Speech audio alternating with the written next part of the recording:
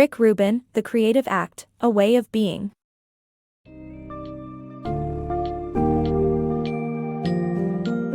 Embark on a transformative journey of self-discovery and creativity with The Creative Act, A Way of Being by Rick Rubin. This captivating book summary elucidates the profound yet simple truth that, much like the humble peach tree, we are all innately creative beings. By opening ourselves up to inspiration and embracing our natural creativity, we can unleash our true potential. Delve into the importance of awareness, monitoring your inflow, overcoming insecurities, finding the courage to create, nurturing creative seeds, and crafting your ideas into reality. Rubin's guidance will empower you to integrate creativity into your life and enhance your connection with the world.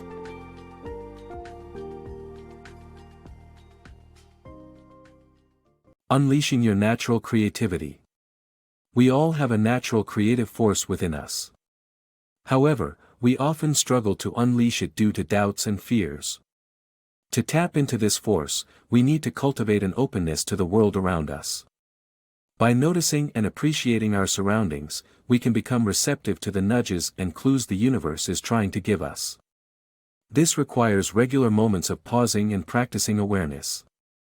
With enough practice, it becomes second nature and we can easily move with the rhythms of the universe, just like a mighty peach tree effortlessly produces a harvest of peaches. Mind your inflow. An artist's guide to curating the inflow of information. In this digital age, we are constantly exposed to an overload of information, from social media posts to news updates. As an artist, it is crucial to be mindful of what we allow to fill our minds. Our attention and awareness are valuable resources that we must protect. Curating our inflow means taking control of the information we consume. We can choose to read a few pages of a great work of literature instead of scrolling through social media. We can challenge ourselves to listen to music by unknown composers. The key is to choose what inspires us and makes us feel alive. Whether it's a walk in the forest or watching a football game, the decision is ours to make. By monitoring our inflow, we can avoid being passive consumers of mindless content. Instead, we can actively seek out wonder and inspiration. This does not mean we need to avoid the world's problems or ignore the news altogether. It means being selective about what we choose to focus on. As artists, we must remember that our creativity and productivity depend on the quality of our inflow. So mind your inflow, choose wisely, and allow yourself to be inspired. Embrace imperfection. Being an artist often means struggling with feelings of doubt and insecurity, but creating in spite of them. Perfection is boring, and the most interesting art often comes from mistakes and embracing imperfection. The Japanese pottery tradition of kintsugi highlights the beauty of flaws, and sharing your own imperfections in your work can make it resonate more with others. Don't be afraid to start, or to share your brokenness. Nurturing creative seeds. The key to creativity is giving yourself permission to make imperfect work and having fun in the process. Focus on consistently putting in the work instead of fixating on the end result. Allow yourself to play and experiment with your ideas in a low-pressure setting. When working with collaborators, give every idea the benefit of the doubt and try it out before evaluating. Once you've nurtured your creative seeds, move on to the crafting stage with a spirit of generosity and experimentation. The essentiality of crafting.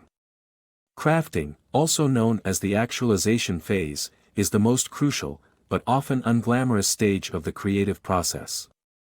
It is marked by the transformation of imaginative ideas into tangible realities. Crafting is compared to the methodical building of a brick-by-brick house, where every part of the structure must be meticulously checked and reinforced. While this process can be discouraging, it is still valuable because it allows you to create art and move towards your goals. It is essential to establish deadlines during this stage of the process, to keep your momentum going. Spending too much time tweaking your work can be counterproductive, and you risk losing sight of your vision. Completing your work and letting go of it is a necessary step in the journey of creativity. Trust that your creative intuition will guide you towards new discoveries and allow you to keep producing more works of art. By returning to deepening your awareness and collecting ideas, you can jump back into crafting with renewed vision and inspiration. The purpose of making art. Some people insist that art must serve a purpose, whether political or social. However, the true purpose of making art is simply to create. Art shouldn't be manufactured just to fit a cause, as that would be disingenuous and uninspired. Instead, some of the most impactful and meaningful art has been created by artists who were simply experimenting and playing, without any intention of making a social or political statement. Making art is an act of surrendering to creative forces beyond oneself, and the true essence of art is revealed when the artist dares to reach deep and listen to their inner voice.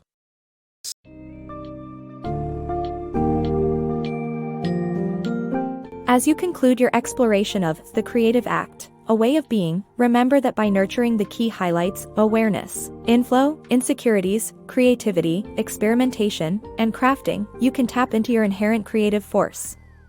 Embrace the challenges that accompany artistic expression and learn to overcome fears and vulnerabilities. Become an active participant in your creative journey through rigorous inflow monitoring and disciplined practice of awareness.